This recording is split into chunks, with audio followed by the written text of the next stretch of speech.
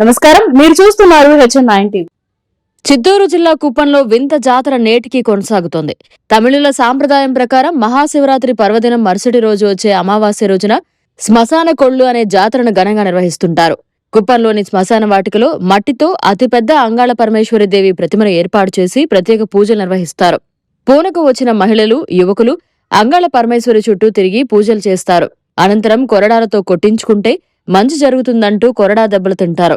ఈ కొరడా దెబ్బలు తినేందుకు భక్తులు పోటీ పడడం విశేషం. మహాశివరాత్రి పండుగను పురస్కరించుకుని కుప్పం పట్టణంలోని కొత్తపేటలో వెలసి ఉన్న శ్రీ ప్రసన్న అంగాళ పరమేశ్వరి జాతరను గ్రామ సాంప్రదాయంగా ప్రతి ఏటా బెస్త కులస్తులు ఎంతో ఘనంగా నిర్వహిస్తారు. ఈ జాతరను చూసేందుకు తమిళనాడు, కర్ణాటక రాష్ట్ర సరిహద్దు నుంచి భారీ సంఖ్యలో భక్తులు పోటెత్తారు.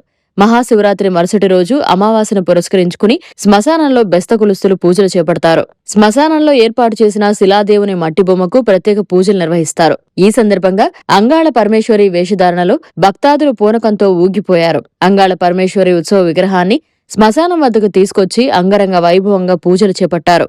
అనంతరం అక్కడ ఉన్న సమాధులను తవ్వి బుర్రలను నోట్లో పెట్టుకుని చెరుకుగడ్డలా కరాకరామని నవిలారు. ఆలయ సాంప్రదాయం ప్రకారం ఎవరికైనా భూత పిశాచి, గాలి, దయ్యాలు పట్టి ఉంటే ఆలయ పూజారులు కొరడా దెబ్బలతో కొట్టి శ్మశాన వాటికలో తరిమివేస్తారు. ఈ నేపథ్యంలో శ్మశాన వాటికలో చాలా మంది యువకులు, పెద్దలు చేతులు చాపి మరీ కొరడా దెబ్బలు పూజారుల చేతుల మీదుగా కొట్టించుకుంటారు. అనంతరం పూజ ముగిసిన తర్వాత భక్తులు అక్కడున్న శ్మశానంలో ఏర్పాటు చేసిన శిలాదేవుని విగ్రహ మట్టి బొమ్మను ఇళ్లకు తీసుకెళ్లారు. ఈ మట్టిని తమ ఇంట్లో పెట్టుకుంటే దయ్యాలు, భూత పిశాచులు రావని ఇక్కడ వారి నమ్మకం.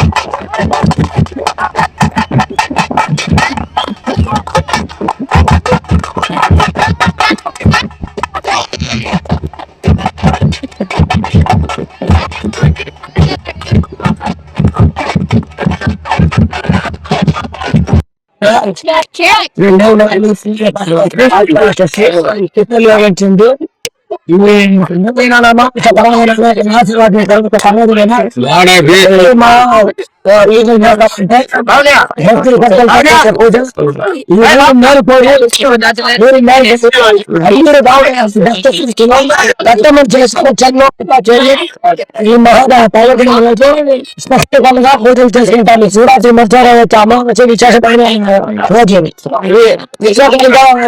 అమావాస్య తర్వాత అది చైత్ర చేతులకు జటాదూతాలకు భూమి నిలబెట్టిన దాచి తన శివుడు ప్రత్యక్షితం లేని దాని వల్ల శ్మశాన కొల్లాసంలో ఇది చేసి ఆ అమ్మ బ్రహ్మకమల దేశం నుంచి విముక్తి చేసుకుని శివుని తీసుకొని చేస్తుంది.